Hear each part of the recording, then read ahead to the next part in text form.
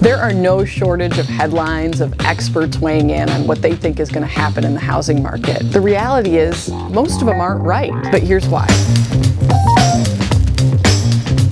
Economists and experts use historical data to try to predict the future. The challenge with that is the reality we're dealing with today and in the future doesn't necessarily look like the past. So those past assumptions that we're applying to today are really missing the mark because they're not capturing the reality of what we're seeing on the ground. It's kind of like your favorite weather person when they tell you it's going to be sunny and then you see those clouds and are hit with rain. They're doing the best they can with the data they have.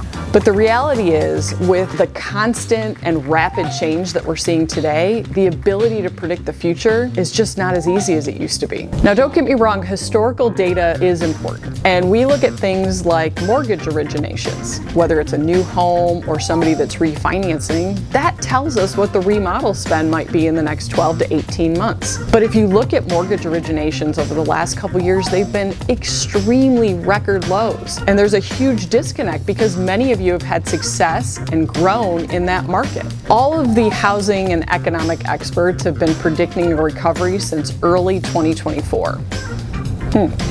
Okay. One of the reasons they're saying that is because they assumed rates were going to drop, and they haven't. And if you look at what the Fed is predicting now, they're assuming rates are going to stay where they're at for at least the next quarter. So with all this noise out there, how do you know what's real? I've got 3 tips for you to get beyond the headlines so that you can discern what you think is happening. So the first tip for you is you've got to listen to multiple experts.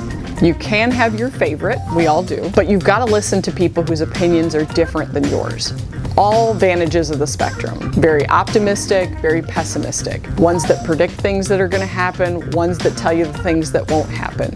You've got to have a wide base of headlines and articles and authors that you're reading to get the full picture, because each one probably has a little slice of the truth. My second tip is you've got to get beyond the headlines and the clickbait to read the full articles and listen to the long form podcasts. Because what you get from those is you get beyond the sound bites and you can really listen to the theory that those individuals have that contributed to their conclusions. And it's so important to understand their assumptions, their background, and what they're thinking of that drove those conclusions, because that'll tell you from a gut check perspective, does that feel right?